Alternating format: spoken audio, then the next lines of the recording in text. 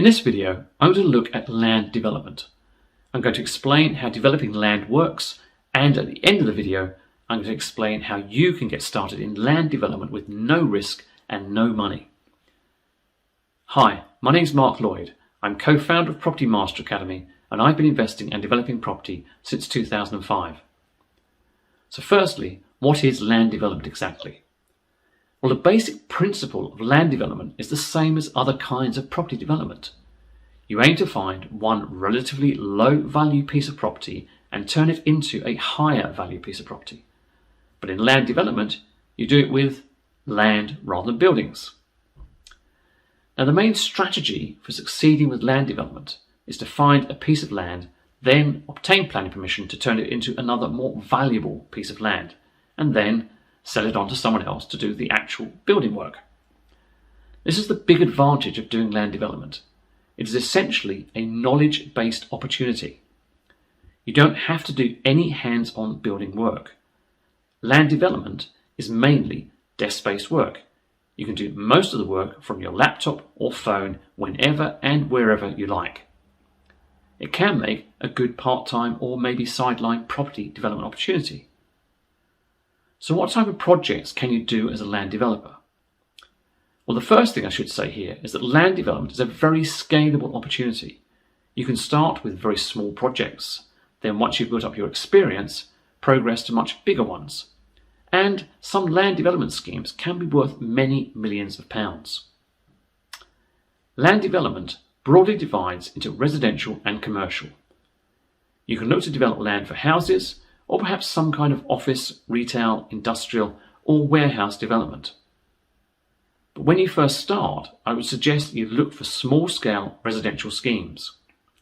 For example, developing a site for a single house or half a dozen houses at most. These probably won't make you millions, but they will be more practical and realistic. Here's a few examples. So you could look for a house with a large garden and develop part of the garden as a building plot for a new house or houses.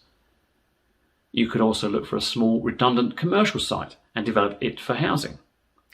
And if you're in a rural area, you could look for agricultural buildings that could be replaced with housing.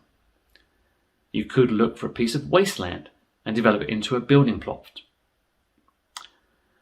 So next, planning permission. Now, planning permission is very much the key to successful land development, and here's why.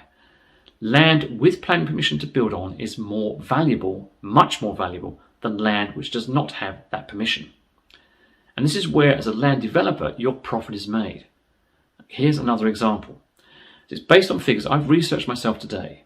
The average value of an acre of pasture land, and I'm using West Sussex as an example here, is currently just under £8,000.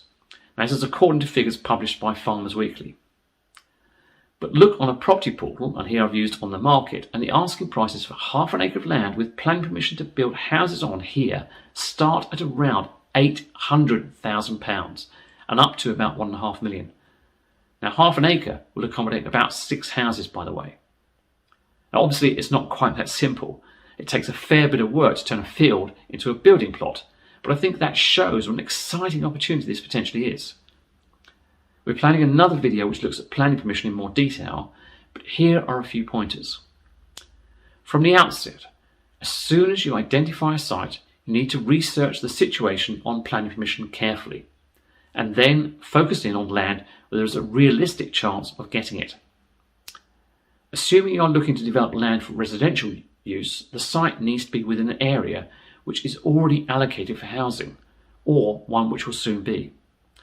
And there are a few ways of researching this. You can check with the local council's latest local plan. You can find this online. You can do a planning application search. Check to see what other planning applications have been granted or refused in that area. And you can make some inquiries with the local planning department. Interestingly, you don't actually need to own a plot of land to make inquiries about the chances of getting planning permission for it.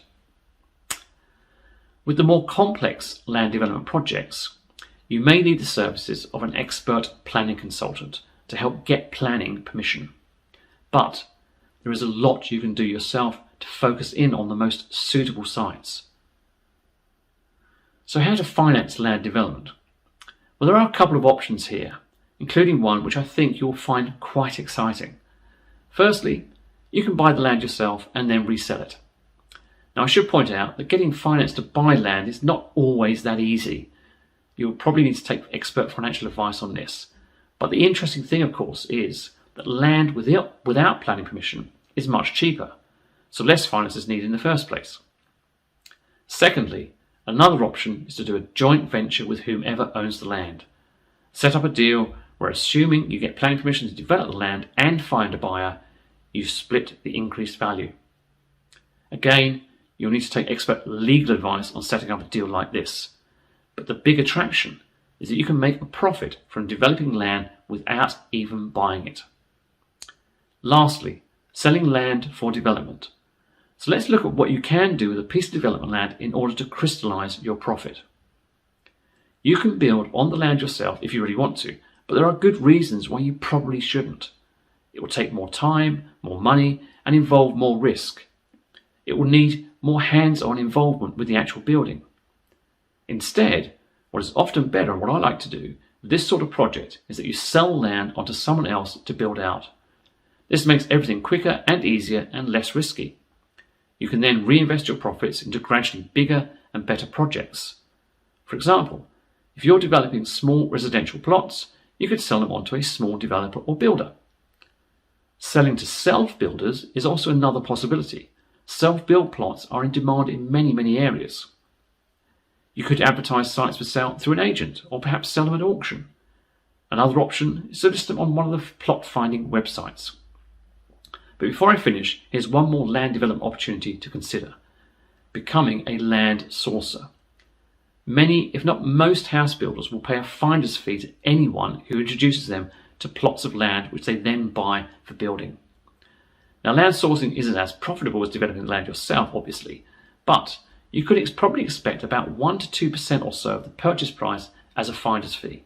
But land sourcing is a great way to learn and practice the skills you need to be a successful land developer. It's something you can do as a sideline as well. It needs very little investment, and it's pretty much risk-free too. Well, I hope this has given you some idea of what land development involves and how to get started. Now, while you're here, why not take a look at some of our other videos which can help you with this and other ways of getting started in property development. Just check out the other videos on our channel. Well, I hope you've enjoyed this video, and if you have, please don't forget to hit that like button so others just like you will get to see this video. And also click the subscribe button so you'll get notified of new videos as they are posted. Appearing on your screen right now are some more videos that will help you in your property business. Thanks for listening.